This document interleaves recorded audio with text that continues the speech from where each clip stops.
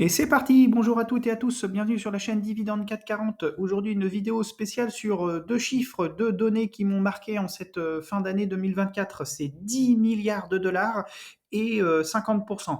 Alors qu'est-ce que c'est que 10 milliards de dollars, hein? C'est tout simplement le montant que les clients individuels, hein, de Bank of America, hein, des clients comme vous et moi, hein, des particuliers, ont investi la semaine dernière sur les marchés financiers 10 milliards de dollars, hein. Donc la semaine dernière, nous étions entre le 16 décembre et le 20 décembre 2024. Donc en une semaine, les clients individuels de Bank of America ont investi 10 milliards de dollars en actions sur le marché actions, hein. Donc je vous laisserai aller voir le site, hein, tout est détaillé, c'est très intéressant, hein, sur le site Investing, hein. Donc on peut imaginer que la source est plutôt fiable, hein. Donc c'est un record, hein, on y dit, hein, dans le titre, c'est un record depuis 2017, hein. Rien que les clients d'une seule banque, les clients petits porteurs ou individuels, ont investi 10 milliards de dollars en actions sur le marché, hein. Rien que pour une comparaison, hein, je vous rappelle que 10 milliards de dollars, hein, c'est l'équivalent de la capitalisation de Bouygues, hein, sur le CAC 40, ou d'Unibail Rodamco, hein, qui est spécialiste dans les centres commerciaux, hein. Ils sont tous les deux, ces deux actions, hein, ces deux entreprises sont valorisées sur le CAC 40 à 10 milliards d'euros, hein.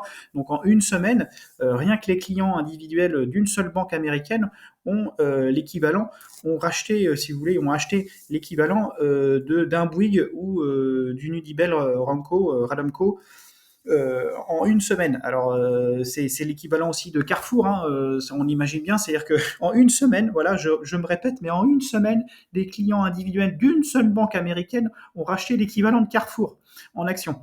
C'est juste énorme, hein. C'est juste énorme. Sachez, c'est incroyable, hein. Ça prouve plusieurs choses, hein. Moi, ça me fait réagir. Ça prouve que, nous, en France, on est complètement largué, hein. On est complètement largué face à ces montants pharaoniques, hein. On est complètement largué, hein, nous, pauvres petits porteurs français. Qu'est-ce que vous voulez qu'on fasse? Bah rien, hein. En une semaine, des clients d'une seule banque américaine ont investi l'équivalent de Bouygues. Non, ça va pas. Donc là, on est encore une fois à la ramasse, hein, mais bon, ça va pas, à mon avis, s'améliorer. Donc voilà, ça veut dire quoi? Ça veut dire, deuxième chose, hein, que les Américains ont confiance dans leur entreprise, ce qui n'est pas le cas en France. Ils ont confiance dans leur entreprise, ils ont confiance dans leur chef d'entreprise, ils ont confiance en eux et ils investissent. Nous, on est toujours à la ramasse, on nous pose toujours des problèmes, les impositions supplémentaires, etc., etc. On nous met des bâtons dans les roues. Et encore une fois, hein, c'était pour illustrer l'écart qu'il y a de mentalité, hein, tout simplement, entre la France et les États-Unis sur l'investissement. Et après, il ne faut pas se plaindre, hein, qu'en France, on voit à longueur d'articles, hein, en longueur de journaux télévisés, hein. Finalement, on a la désindustrialisation, on a du chômage, on a du manque d'investissement. Mais faut chercher aussi, hein, c'est le haut de la pyramide, hein, les marchés financiers, c'est le haut de la pyramide. Et donc, il faut aussi pouvoir soutenir ce haut de la pyramide qui est en France absolument pas soutenu. Et le deuxième chiffre, hein, qui est en lien, en fait, hein, finalement, entre le premier, hein. Donc le deuxième chiffre, c'est une donnée, hein, qui est sortie de la Banque de France, hein, cette année. Alors c'est l'analyse, s'est faite en 2023, hein. J'ai pas trouvé plus récent, mais je pense que c'est parce que tout simplement l'étude est en N-1, hein.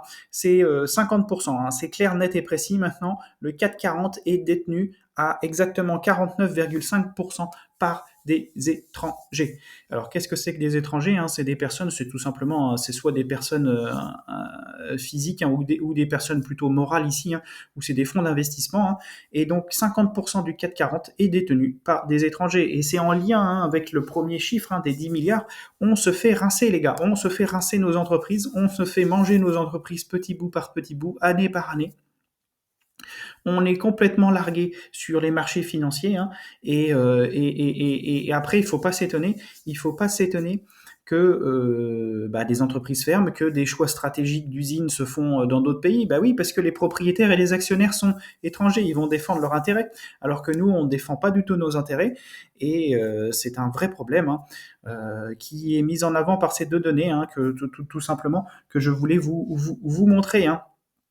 Pour répéter, hein, donc voilà, en une semaine, rien que les clients privés hein, d'une seule banque ont investi 10 milliards de dollars et on a la confirmation hein, en cette fin d'année hein, par la Banque de France que 50% du CAC 40 est détenu par des fonds ou des individus venus de l'étranger, hein, principalement hein, de la zone euro et 36% pour les États-Unis, hein, vous voyez à l'écran les données. Voilà, je vous remercie, à bientôt et puis bon trade à tous.